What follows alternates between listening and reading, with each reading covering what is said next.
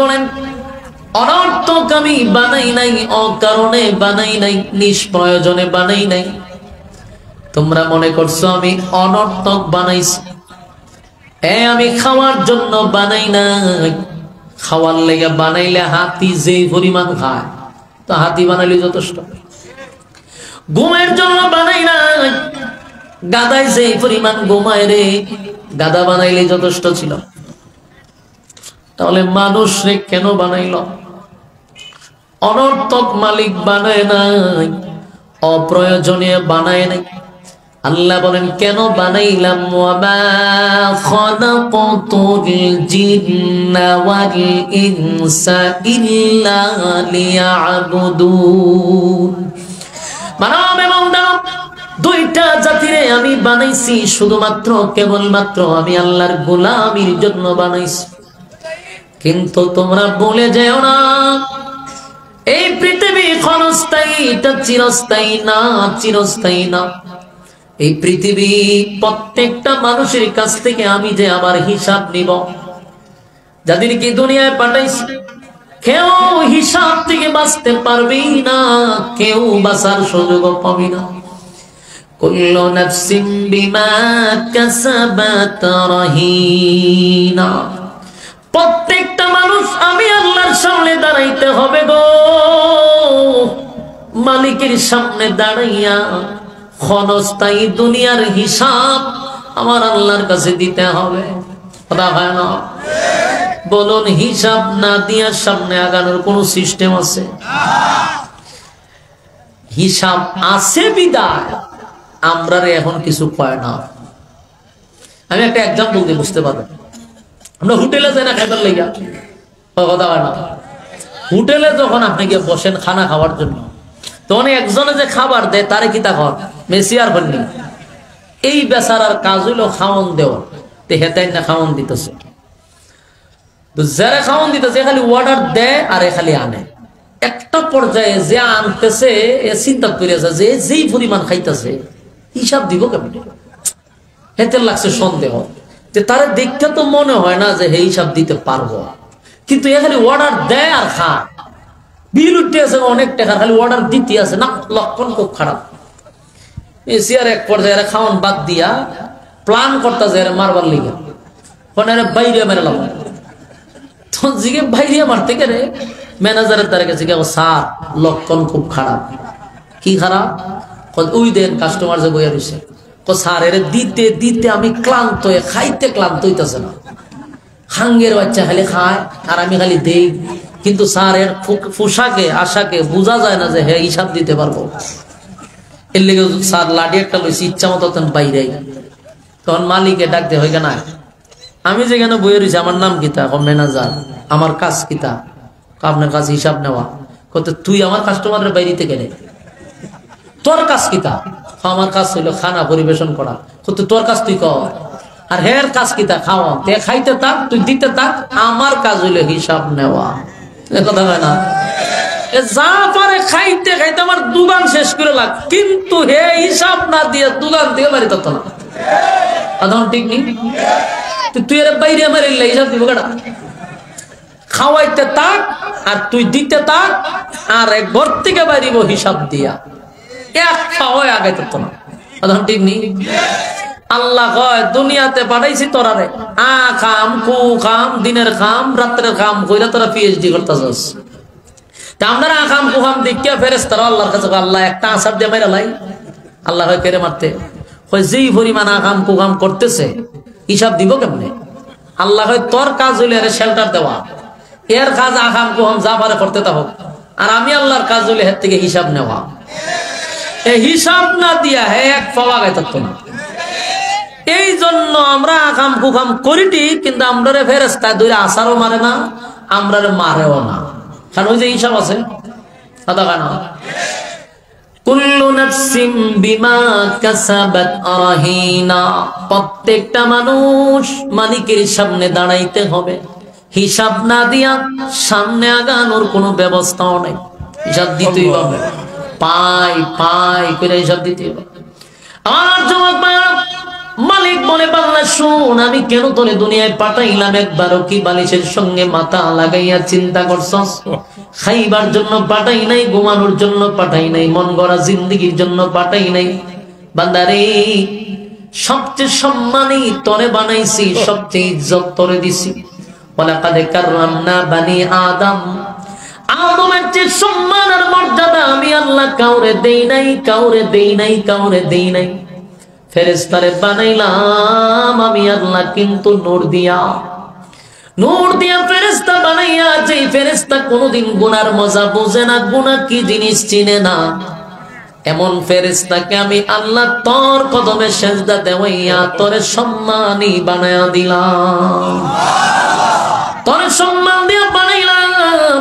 এমন কি তোরে সময় নিয়ে বানাইছি, ধীরে ধীরে বানাইছি, জটপট বানাই নাই।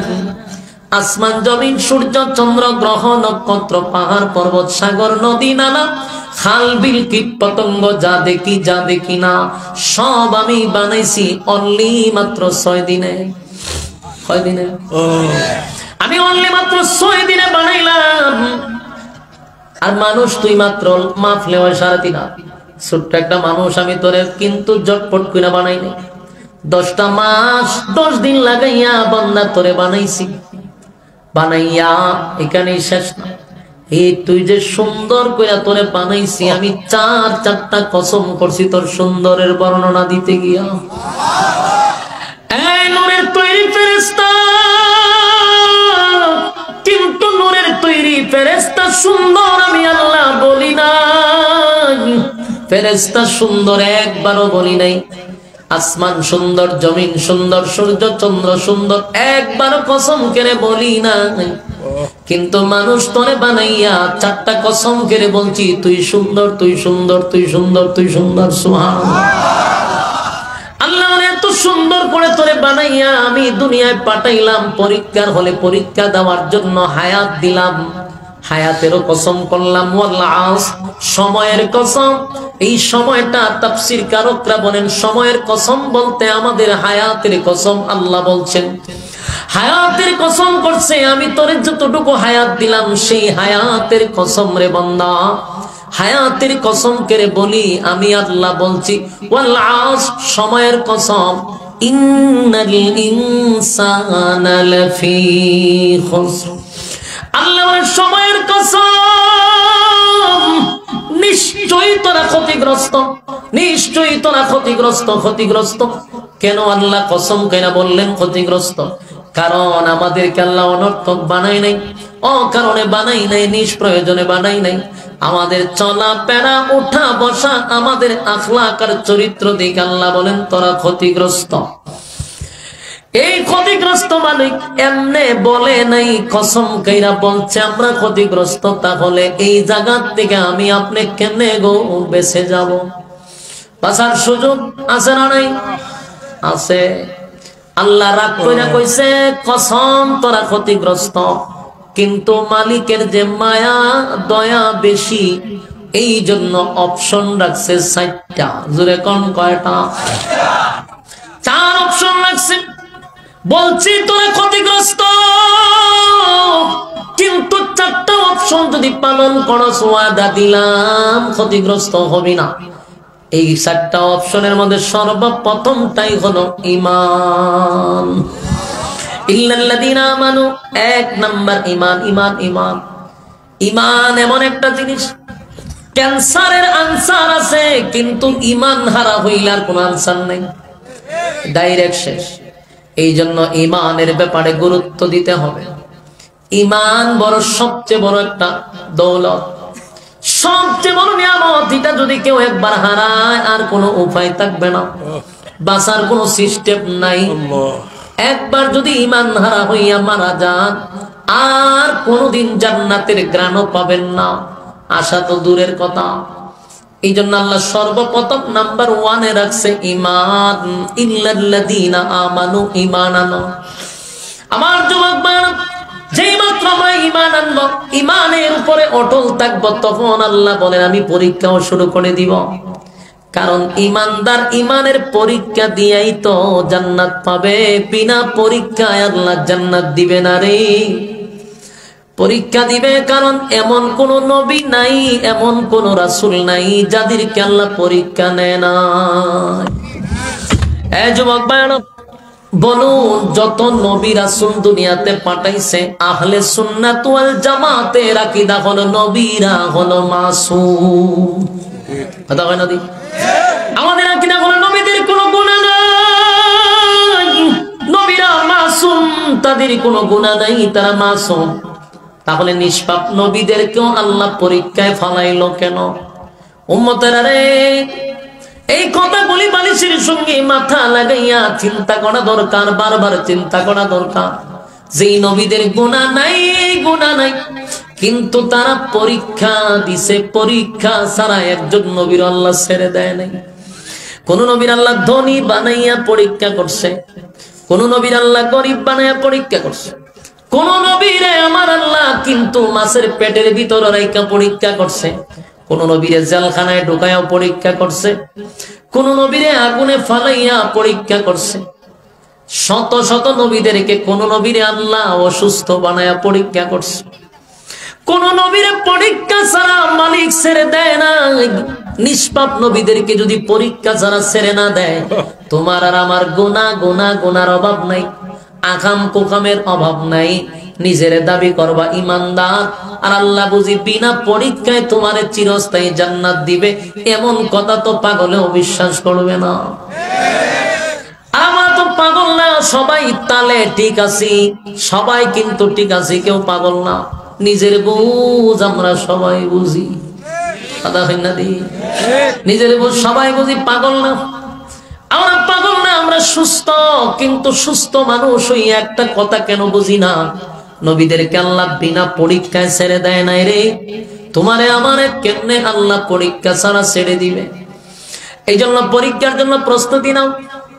সময় কিন্তু কম, পরীক্ষার হলে বেশি সময় দেয় না, বেশি সময় দেয় না। পরীক্ষার হলে সময় থাকে বড় কম। এই জন্য পরীক্ষার হলে প্রশ্ন পাওয়ার সাথে সাথেই লিখতে শুরু করে দেওয়া, কারণ কোন সময় কাগজ টান দিয়ে নিয়ে যাবে এটার কোনো নিশ্চয়তা নাই। তাই আল্লাহ বলেন, দুনিয়া নামক পরীক্ষার হলে পাঠাইলাম আমি, কিন্তু পরীক্ষার মেয়াদ সহ পাঠাইছি, সময়ের মেয়াদ আছে। হঠাৎ করে আমি মালাকুল মউত আজরাইল পাঠায়া দিব, আর হলের ভিতরে একটা সেকেন্ডও থাকতে দিবে না। এজন্য পরীক্ষার হলে আমরা ঢুকে গেছি, যখন বালেগ হইছি তখন পরীক্ষার হলে ঢুকছি। মৃত্যুর আগ পর্যন্ত আমাদের পরীক্ষা চলতে থাকবে। সাবধান, এই জগতের পরীক্ষায় যদি একবার কেউ ফেল মারে রে, দ্বিতীয়বার পাস করার কোনো সুযোগ নেই। কথা হয় না? দুনিয়ার হলে যদি পরীক্ষা একবার ফেল করে আরেকবার পাস করার আশা আছে, কিন্তু দুনিয়া নামক পরীক্ষার হলে একবার ফেল করলে আর জীবনে পরীক্ষার হলেও ঢুকতে দিবে না।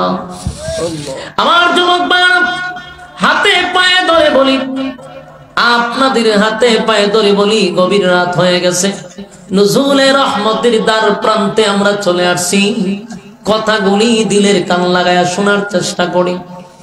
এই পৃথিবীতে নবী রাসূলদেরকে আল্লাহ ছেড়ে দেয় নাই, পরীক্ষা ছাড়া ছেড়ে দেয় নাই। আইয়ুব নবীর নাম আপনারা শুনছেন, জাকারিয়া নবীর নাম শুনছেন, ইব্রাহিম খলিলুল্লাহর নাম শুনছেন। এমন কোন নবী নাই গো যাদেরকে পরীক্ষা নেয় না। ইব্রাহিম খলিলুল্লাহর আল্লাহ কতবার পরীক্ষা করছে, সব পরীক্ষায় ফার্স্ট ডিভিশনে পাস করছে। সুবহানাল্লাহ। কোন পরীক্ষায় 99 না 100% নাম্বার পাইছে ইব্রাহিম খলিলুল্লাহ। ছেলে ইসমাইলকে কোরবানির সময় আল্লাহ পরীক্ষা নিছে, পাস করছে 100 নাম্বার পাইয়া। আগুনের মধ্যে পড়ে গেল, আল্লাহ কয় সেখানে 100 নাম্বার পাইছে। আবার সন্তানরে পাহাড়ে রাইখা, বিবি বাচ্চারে রাইখা উনি চলে গেলেন দূর, বহু দূর। পিছনে একবারও ফিরে তাকাইলেন না। দুধের বাচ্চা, মা এবং শিশু বাচ্চাকে দুইজনকে এক জায়গায় রেখে, যেখানে পানি নাই, কোন ধরনের খাবারের ব্যবস্থা নাই, নির্জন একটা জায়গায় রেখে আল্লাহ হুকুম দিছে, ইব্রাহিম রে চলে যাও দূর, বহু দূরে। পিছনের দিকে একবারও তাকাইল না। সেখানে ইব্রাহিম খলিলুল্লাহ পরীক্ষায় পাশ হয়ে গেল। এই জন্যই আল্লাহ লকব দিছে খলিলুল্লাহ, আল্লাহর বন্ধু। পরীক্ষায় পাস করছে। জাকারিয়া নবীর নাম শুনছেন, বহু বছর দাওয়াত দিল, কিন্তু উম্মতেরা দাওয়াত গ্রহণ করে না। উল্টা জাকারিয়া নবীরে মারার জন্য দৌড়ানো শুরু করলো। দৌড়াইতে দৌড়াইতে জাকারিয়া নবী একটা বিশাল গাছের সামনে গিয়া দাঁড়াইছে। গাছের কাছে গিয়া বলে, গাছ রে, পিছনে শত্রু বাহিনী, কি করা যায়? গাছ দুই মাঝখান দিয়া ফাঁক হইয়া বলে, পয়গম্বর আপনি আমার ভিতরে আসেন। যেই মাত্র ভিতরে ঢুকছে, গাছ আগের মতো ওনারে গিলে ফেলছে। জাকারিয়ার বাহিনী আইসা মারতে চাই, কিন্তু সে পলায়া গেছে। শয়তানে কয়টার ভিতরে আছে, এরা কয় বাইরিয়া ফিটের সামরা দিলাম। ফাইজলামি করেন মিয়া, গাছের ভিতরে কি মানুষ ঢুকতে পারে? রাগ ওনারই কথা, গাছের ভিতরে কি মানুষ ঢুকতে পারবো? কিন্তু শয়তান তো ডাইরেক্ট কইতে পারে না যে আমি মিস্টার ইবলিস। এত কয় না যে আমি শয়তান, এত ভালো মানুষের সুরত ধরছে। লাস্টে কয় কেমনে বিশ্বাস করাইতে পারে? ওই দেখেন গাছের ভিতরের বাহিরে একটা জাকারিয়া মজে যায়, গাছ সরে গেছে। কয় জাকারিয়া নবী জাদু জানে। এখন এরা বিশ্বাস হয়েছে, হইতে পারে। কাপড়ও দেখা যায় পাঞ্জাবি পরা ছিল। এখন জাকারিয়া পয়গম্বরকে তারা মারার জন্য প্রস্তুতি নিল। খরাত চিনেননি? কথা নবী যাওয়া জলে খরাত চিনে না, তো এটা গুতা দিয়ে ফোন লাগে কেন? খরাত লয়ে আইসে গাছ কাটতো। চিন্তা করেন এই উম্মত কত জাহেল, তারা নবী মেরা লায়, কি পরিমাণ খারাপ ছিল। করাত জাকারিয়া নবীর কানে আসতেছে। জাকারিয়া নবী দেখে করাত যেইভাবে সামনে আগাইতেছে, মাথা দুই ভাগ করে লইব নিশ্চিত। এবার জাকারিয়া নবী বলেন, মালিক আমার আপনি বাঁচান। আল্লাহ বলেন, জাকারিয়া বেঁচে গেলি, বেঁচে গেলি। যদি তুই আমার শরণাপন্ন না হইতি, তোর নবুয়ত আমি চিনায়া নিতাম, আমি তোমার নবুয়ত চিনায়া নিতাম। শয়তান, এটা শয়তান বুঝতে পারছে।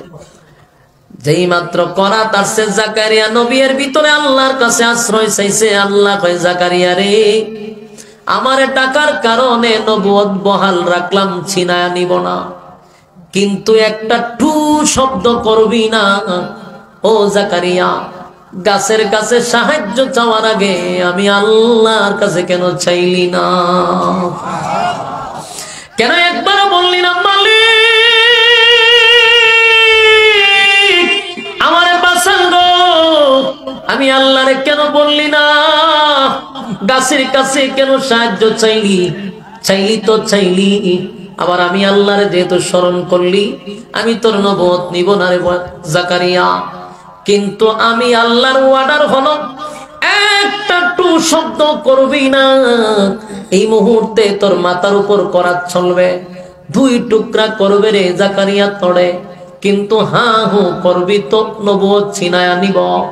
জাকারিয়া নবী বুঝতে পারছে আমার উপরে পরীক্ষা চলতেছে।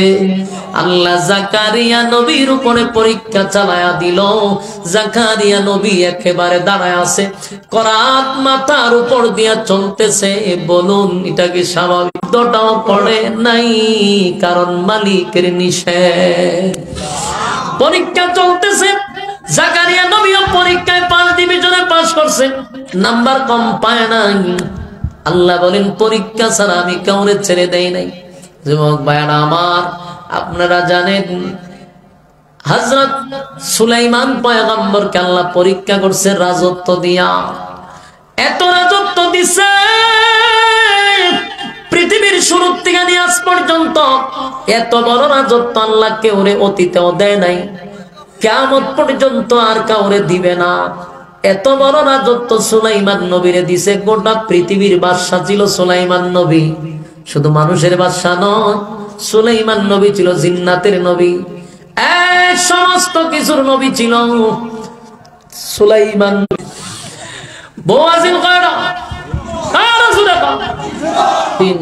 এক বই রাখতারা না, 300 বই ন, সুবহানাল্লাহ হয় না।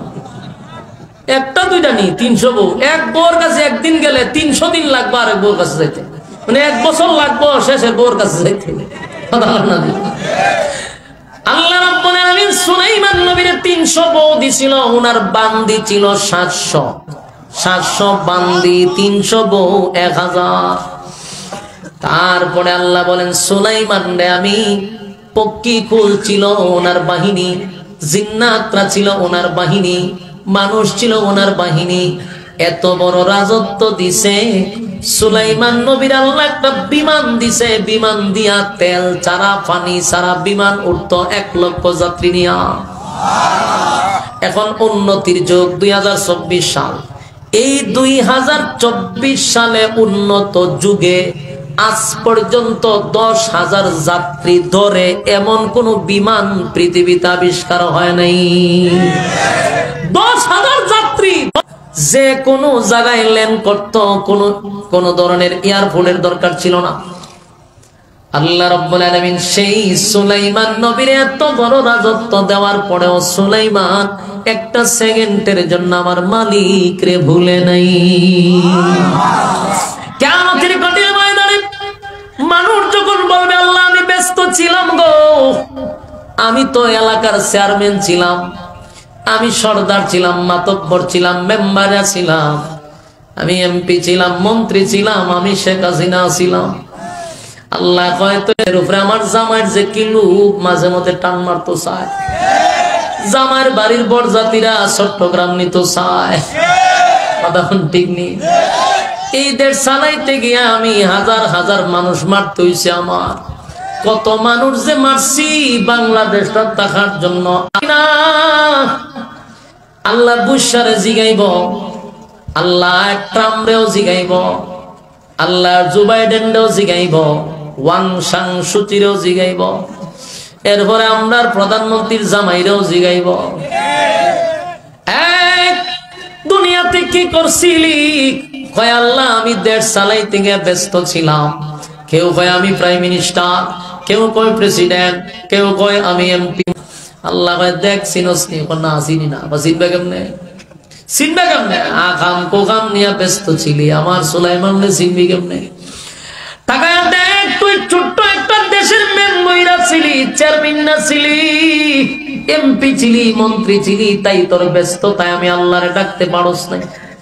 আমার সুলাইমান রে আমি গোটা পৃথিবীর বাদশা বানায়া দিলাম, বউ বানায়া দিলাম যেন ব্যস্ত বেড়ে যায়, 300 বউ দিলাম। আমি তারে এতগুলা জিনিসের দায়িত্ব দিলাম, এমনকি পাখিরাও ওনার কথা শুনত, পিপিলিকাও কথা শুনত। এত ব্যস্ত বানায়া দিছি আমার নবীরে, কিন্তু এত ব্যস্ততার মাঝেও আমি ঘন্টারে বাইরা, জনমের বাইরা নি বাইরা, শেখ হাসিনারও বাইরা, মুদ্দারও বাইরা, জুতাদা বাইরায়া জিগা যে তোরে আমি আল্লাহ গোটা পৃথিবীর রাজত্ব দিলাম সুলাইমান রে, আর তোরে সামান্য দেশ দিয়া তুই সময় পাস না। কোন ভিড়াইবনি কথা কই না, আধা ঘন্টার নিচে না, জুতাদা খালি বাইরিল। আল্লাহ বলেন জুতাদা বাইরাইয়া, সময়ের অভাব নাই, অভাব শুধু আল্লাহর বেলা। আল্লাহ কয় আমার সুলাইমান রে এত বড় রাজত্ব দিও বললো না। গেল একদল, আরেক দল হইব আল্লাহ তুই কেন? আল্লাহ জিজ্ঞেস তুই কি তা গোলামি করছত না? কয় আল্লাহ আমার জ্বর আছে, আমার শরীরটা বড় দুর্বল, আমি দাঁড়াইলে মাথা ঘুরায়, আমার পেট ঘুরায়। 18 বছর পর্যন্ত আমার আইয়ুব নবী বিছনার থেকে উঠতে পারে নাই। আমার আইয়ুব রে আমি দেশের বাদশা বানাইছি। আইয়ুব নবী ছিল দেশের বাদশা গো, ধন সম্পদ আল্লাহ। শয়তান আমার স্পেশাল কিছু ক্ষমতা দেন, আল্লাহ দিলাম। শয়তান ক্ষমতা পাইয়া আইয়ুব নবীর সমস্ত উটের ভাল ধ্বংস করে দিছে। হাজার হাজার উট ছিল, উট গুলা নিমিষেই ধ্বংস করে দিছে। আইয়ুব নবীর কাছে খবর আসছে, হুজুর কেন উঠতে, যখন স্লোগান উঠবার লাগে উঠতেছে, দেলাই তুমি স্লোগান যাক 2 খামের লেগা যাইতে পারবো, এর করে যাইতো না। যাও একজন কেউ উনি কি বিড়ি খায় না, প্রস্রাব করে না, বাথরুম করে, এটা তো করতেই নাহলে স্লোগান শুরু হয়ে যাবো না। মনোযোগ দেন, বলো আইয়ুব নবীরে বিশাল উটের ফাল দিছে, উটের ফাল শয়তান মারি লিছে, মারছে পরে বাপসা আইয়ুব নবী বুঝে হাই উতাস করবো। আইয়ুব নবী কয় আল্লাহ দিছে, আল্লাহ নিছে, মাঝখানে অভিযোগ কিসের? সুবহানাল্লাহ। কিছুক্ষণ পরে শয়তান দৌড়াই রাজপ্রধান সামনে আন্দোলন শুরু করছে। কামনে দেশের বাদশা, আমরা কৃষি সব খেয়ালাইছে বুকে। আইয়ুব নবী বুঝতে পারছে আমার উপরে পরীক্ষা চলতেছে, কোনো সন্দেহ নাই। আইয়ুব নবীর প্রায় 14 জন না 7 জন ছেলে আজি একসাথে মেরে লিছে। চিন্তা করছে, ছেলেগুলো 7 জন মেরে লিছে। মুহূর্তের ভিতরে দুর্ভিক্ষ শুরু হয়ে গেল, অথচ দেশের বাদশা ছিল। এরপরও যখন আইয়ুব নবী আল্লাহর শুকরিয়া খালি আদায় করে, শুকরিয়া আদায় করে, এরপরে শয়তান না ভাই আল্লাহ মালের উপরে দানিলাম, সবকিছু করলাম, কিন্তু আপনার বন্দা তো নরম হয় না, আর আমিও তো সহজে ছাইরা দিতে রাজি না। উনি শরীরের মধ্যে এই শয়তান না বাতাস লাগাই দিছে, বাতাস লাগে শরীর গেছে ফুললা, অসুস্থ হওয়া শুরু হইল। এমন এক অসুস্থ হওয়া শুরু হয়েছে। আইয়ুব নবীর বউ ছিল 3 জন, জোরে কোন কয়জন? 3 জন বউয়ের মধ্যে 2 জন বউ আইয়ুব নবীর ছাইরা চলে গেছে। কয় না তখন দিত না, কারণ সব বউ কি একরকম?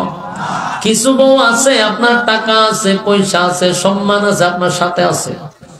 আবার আপনার যখন খামাই রোজগার নাই, অবস্থা বালা না, ভালোবাসা জানালা দিয়া টাটা দেখা যায়। বাই বাই বালা থাকো তুমি, হয় আমি তো বালা না, তুই জান না, মানে বলি জিজ্ঞা তুই ওমা হন টাকা নাই, রোজগার করে খাওয়াই তারা না, হনে বাই বাই দেখা। এরকম মহিলা আছে না নাই? 2 জন চলে গেল। আইয়ুব নবী অসুস্থ হয়ে গেল, কিন্তু একজন বিবি যখন যায় না আইয়ুব নবী জায়গা, আইয়ুব নবী জিগায় রহিমা গো, 2 জন বিবি আমারে তো আমার শরীরের কন্ডিশন ভালো না, ভয়ানক অসুস্থ হয়ে গেছি, তুমি কেন আমার পাশে রইলা? কিতারে ভাই কি শুরু করলো, অত্যন্ত ভালোই চলছে। ওই লাল পাঞ্জাবিটা কিতা শুরু করছে বেচারা, সাইনবোর্ড লাগাইয়া কষ্ট ধ্বংস করে নিল। সাইনবোর্ড লাগাইয়া কিতাব বুঝাইতে চায় যে আমরা অনেক কিছু। আচ্ছা কোথাও তোমরা ভলান্টিয়ার, তোমরা করবা, সাইডে দেখা এটা লাগাই আমার দেখায় হতান ঘরে ঘরে। আমি বুঝতাম যে অনেক কিছু, একটা প্রশাসনের লোক গন্ডগোলটা লাগাইতেছে। হ্যাঁ মনোযোগ দেন, মনোযোগ দেওয়ার কথাগুলি শুনেন। আইয়ুব নবীর বউ ছিল কয়টা? আরো জুড়ে। আপনি ছিলেন দেশের বাদশা, আমি ছিলাম দেশের রানী। আমার কোন দিক দিয়ে সম্মান কম ছিল না, আমার ইজ্জত কম ছিল না। আমি বাদশার বউ, রানী ছিলাম। সুখের সময় ছিলাম, দুঃখের সময় কি আমি আপনাকে ছেড়ে চলে যাব? এটা কেমনে হয়? সাউন্ডটা কমাইছেন। সুখের সময় ছিলাম, দুঃখের সময় বুঝি চলে যাব, এটা তো হয় না। এই জন্য একটা কথা আছে দেখবেন, গ্রামগঞ্জের কথা, জাতের মেয়ে কালো বালা, নদীর পানি গোলাও বালা, হয়নি? এই জন্য জাত দেখে বিয়া করো, এটা রাসূলের কথা, বংশ দেখে বিবাহ করো। ভালো বংশের মেয়ে হলে স্বামীর খেদমত করবে, স্বামী লাঞ্ছনার জীবন, বিদ্যুতি জীবন, বেহায়াপনার জীবন। এই জন্য জাতের মেয়ে কালো বালক। আইয়ুব নবীর বউ রহিমার বংশ মারাত্মক। জানেন উনি কার মেয়ে? উনি হলেন ইউসুফ নবীর ছেলের ঘরের নাতনি, মানে ইউসুফ নবীর নাতনি, ছেলের ঘরের মেয়ে। সুবহানাল্লাহ বলেন না? ওই কারিম ইবনে কারিম ইবনে কারিম, ও একেবারে মেন জায়গা, নবী বংশের মেয়ে। সুবহানাল্লাহ। এই জন্য বিবি রহিমা আইয়ুব নবীকে ছেড়ে যায় না, বলে প্রাণের স্বামী, সুখের সময় ছিলাম, দুঃখের সময় থাকবো, লড়বো না। একদিন 2 দিন নয় রে, 18 বছর আইয়ুব নবীর সাথে ছিল জঙ্গলে। এলাকায় থাকতে দেয় না, জঙ্গলে গিয়া বসবাস করছে। এই পরিস্থিতিতে রহিমা নিজের স্বামীরে মানুষের বাড়িতে, আইয়ুব নবী আমার মালিক রে ভুলে নাই। একটা সময় আল্লাহ বলেন ফেরেশতারা, রে আমার আইয়ুব বহু সুখে শান্তিতে ছিল, বাদশা বানায় রাখছিলাম, ফকির বানাইলাম। 18 বছর আইয়ুব রে আমি কষ্ট দিলাম, রোগে আক্রান্ত করে, মানুষ কাছে দাঁড়ে আসে নাই, জঙ্গলে ছিল। কিন্তু তাকায়া দেখছো আমার আইয়ুব, আমি আল্লাহ রে ভুলে নাই। আমার আইয়ুব পরীক্ষায় 1st ডিভিশনে পাস করছে।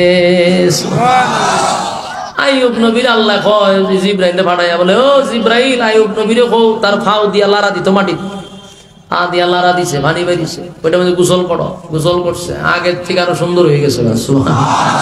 আগের থেকে সুটাম দেহের অধিকারী, আগের থেকে সুন্দর। সারা আল্লাহ কাউরে ছেড়ে দিবে না। প্রত্যেকটা মানুষ এই ক্ষণস্থায়ী দুনিয়াতে পরীক্ষার সম্মুখীন হতে হবে। পরীক্ষায় যদি উত্তীর্ণ না হতে পারো, চিরস্থায়ী জান্নাত কিন্তু পাওয়া যাবে না। আর জান্নাতে যাইতে গেলে সর্বপ্রথম শর্ত হলো ইল্লাল্লাযীনা আমানু ওয়া আমিলুস সালিহাত। 1 নাম্বার ঈমান, 2 নাম্বার নেক আমল। কথা হয় না? 1 নাম্বার ঈমান, 2 নাম্বার হলো নেক আমল। এই যে আজকের মাহফিলে আপনারা আসছেন, প্রচন্ড ঠান্ডা, কুয়াশা, এই ঠান্ডার মধ্যে কত মানুষ গিয়া দেখেন আরামের বিছানা নিয়ে শুয়ে আছে, বৈশা রইছে, আল্লাহ জান্নাত জাহান্নামের বয়ান শুনতেছে। জান্নাত পাওয়ার আশা,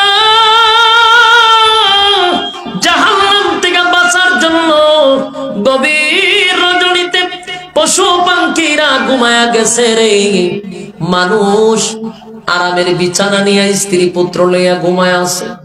কিছু বান্দারা ঠান্ডার মধ্যে বসে বসে আজকে দিনের কথা শুনে নাই, জাহান্নামও দেখে নাই, তারপর আরামের ঘুম হারাম করে নরমাল বিছানায় বসে বসে কোরআনের কথা শুনে। ফেরেশতারা রে, ওয়াদা দিলাম মোনাজাতে যদি তওবা করে আমি আমার বান্দার জিন্দেগির গুনাহ মাফ করে দিব। একটা জবান বন্ধ রাখবেন না, জোরে কোন আল্লাহু আকবার। আমার যুবক ভাইয়া ডাইকানে বসার কারণে লস নাই। এই যে বৈশা রইলেন, যতগুলা আয়াত আমি আপনাদের সামনে বলছি না, মা সন্তানকে একটা নেকি দিবে না, বাবা সন্তানকে একটা নেকি দিবে না। যেই মা বাবা সন্তানের জন্য এত পাগল, একটা মশার কামড় যদি সন্তানরে দেয় রে, মা সারা রাত ঘুমাইতে পারে না। আমার ছেলেটারে মশায় কামড় মারছে, কতক্ষণ পরে তাকায়া দেখে সন্তান রে মশায় ধরছে কিনা। তার মানে একটা মশার কামড় মা বরদাস্ত করতে পারে না। এত মায়ার, এত মহব্বত, এত ভালোবাসা মার ভিতরে আল্লাহ ঢেলে দিল। কিন্তু সেই মা হাসরের মাঠে সন্তানকে চিনা মা পরিচয় দেয় না, বাবা সন্তানের পরিচয় দিবে না। ইয়াউমা ইয়াফিরুল মারউ মিন আখিহি ওয়া উম্মিহি ওয়া আবি ওয়া সাহিবাতিহি ওয়া বানি।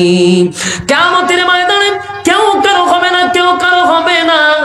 মা পরিচয় দিবে না, স্বামী তার স্ত্রীকে পরিচয় দিবে না। যেই বউয়ের জন্য মা বাবাকে বৃদ্ধাশ্রমে রাখলা, যেই বউয়ের জন্য মা বাবাকে গ্রামে রাইকা তুমি বউ লইয়া শহরে থাকলা, স্পেশাল প্লাডে তাইকা বউ নিয়ে আনন্দ ফুর্তি করলা, বউরে খুশি করার জন্য গয়না কিনে দিলা, 20,000 টাকার শাড়ি কিনা দিলা, বউয়ের নামে অ্যাকাউন্ট করলা, বউরে টাকা পয়সা দিয়া রাখলা। অথচ সেই বউ হাসরের মাঠে বলবে দুনিয়াতে আমার কোনো স্বামী ছিল না। সেদিন আফসোস করে বলবে প্রাণের বিবি তোমার নামে যদি তোমরা ঈমান আনো এবং সৎ কাজ করো, আমি মালিক ওয়াদা দিলাম তোমাদেরকে জান্নাতের মেহমান বানাবো। জান্নাতের মেহমান হইতে গেলে 1 নাম্বার শর্ত হলো ঈমান, 2 নাম্বার হলো নেক আমল। আল্লাহ বলেন এই ঈমান আর নেক আমলের পরীক্ষা হবে ক্ষণস্থায়ী দুনিয়ায়। যেই দুনিয়াটা হলো ক্ষণস্থায়ী, চিরস্থায়ী না। কিছুদিনের জন্য আল্লাহ দুনিয়া বানাইছেন, ক্ষণস্থায়ী দুনিয়ায় পরীক্ষা দিবা। পরীক্ষায় উত্তীর্ণ হইলে পরে আল্লাহ বলেন চিরস্থায়ী জান্নাত তোমাদের জন্য বরাদ্দ। তবে শর্ত হলো ক্ষণস্থায়ী দুনিয়ায় তোমাকে পরীক্ষায় পাস করতে হবে। চিরস্থায়ী জান্নাত যদি পাইতে চাও, আপনাদেরকে বলি জান্নাতে যাওয়ার জন্য 1 নাম্বার শর্ত কি? ঈমান। জোরে করে না, প্রথম শর্ত কি? 2 নাম্বার নেক আমল, 3 নাম্বার হক কথা, 4 নাম্বার হলো ধৈর্য। এই 4টা কারণ যদি মাইনা চলতে পারি, আল্লাহ বলেন চিরস্থায়ী জান্নাত আমি বান্দাদেরকে দিব। কারা কারা পেতে চান হাত তুলে দেখায়া দেই। লিল্লাহে তাকবীর, লিল্লাহে তাকবীর। রাজি আছেন ইনশাআল্লাহ? 1 নম্বর কিতাব মাতিনা দি, হ্যাঁ ঈমান। 2 নম্বর কিতাব নেক আমল। এটা আমরার মাথায় ঢুকাইতে হবে ইনশাআল্লাহ। আল্লাহ সবাইকে বুঝার, মানার, আমল করার তৌফিক। আমি যত ব্যস্তই থাকি, আমার অত্যন্ত মহব্বতের এবং আমার ছেলে হিসাবে ডাকে, আমিও বাপ হিসাবেই ডাকি। মাশাআল্লাহ, আমার বাপ জানের কথাই প্রোগ্রামটা রাখছি। তো আপনাদের এখানে আমি আরো 2-1 বার আইছি, তখন মনে অসুস্থ ছিলাম, এর পাশে কোন জায়গায় যেন আসছিলাম, 2-1 বার আসছি। তো আমার হজরতের ডাকে আসি। আপনাদের মহব্বত, ভালোবাসা এর কোনো কমতি নাই। কারণ রাতের 11টার পরে যতটুকুই মানুষ আছে, কম আর বেশি হোক, কিন্তু 11টার পরে বসে থাকা এটা একমাত্র ভালোবাসার বহিঃপ্রকাশ, ঠিক কিনা?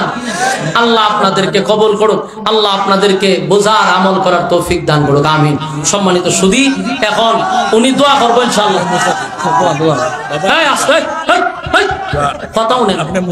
কথা বোঝার চেষ্টা করেন। এই যে লাফা বাসটা তো আপনারই দেন, ফেসবুক শরীফ হচ্ছে বাস আপনারা দেন। এই বাসের কারণে মুরব্বীরা খাইয়া নিছে, নিয়া কইছে যে আজান টাজান মাহফিলে যাতে আমি না দিই। আমি হুজুর আমি দিই না, হেরা আমারে গুতায়। এই যে আপনারা যে গুতান, আর এই গুতানি ফেসবুকে চলে, ওই যে কিরামান কাতিবিন সাইরা দেয় ফেসবুকে। আর ফেসবুকে মানছে এই যে এতক্ষণ ওয়াজ করছি, এই কথা কেউ কইতে না, কইব গেছে ওয়াজ করতে, আজান দেখে রে, এবার নাম পালায় মুয়াজ্জিন। অথচ ঘন্টার পর ঘন্টা আমি ওয়াজ করি, কোনো বাবার গিচ্ছ কই না, দাদার গিচ্ছ কই না, কোনো গল্পও করি না। কিন্তু যারা আমার বিরুদ্ধে করে, সারা মাঠে বাপের গিচ্ছার দাদের গিচ্ছা ছাড়া একটা কোরআনের আয়াত নাই, কোনো রেফারেন্স নাই, বয়ান করতেছে কি এর গিচ্ছা, এরা এসে রে কয় তাই না আজান দেখে রে, ওয়াজ করতে না। তাই আমি অতন কিতা করছিলাম, আজান তৈল শ্রোতারা চায় বয়ানের শেষে, কিন্তু এটারা সারে আইন না ফেসবুকে আগে, বাস পরে দেয়। এই বাস লওয়ার ক্ষমতা আমার নাই, আমার শরীর লোয়ালা না। আপনার কাছে একটা দাওয়াত দেওয়া যায়, আগামী 8ই ফেব্রুয়ারি আবেগের করে আবেগ, কত আবেগ বালা না, আবেগ দিয়া ওই আমার মুয়াজ্জিন বানাইছে। আমি তো বালা করে জানি আপনার আবেগ, আমার অনমুলামাইকের আপনার নিষেধ করে। 2টা এলান শুনেন, একটা হইলো 19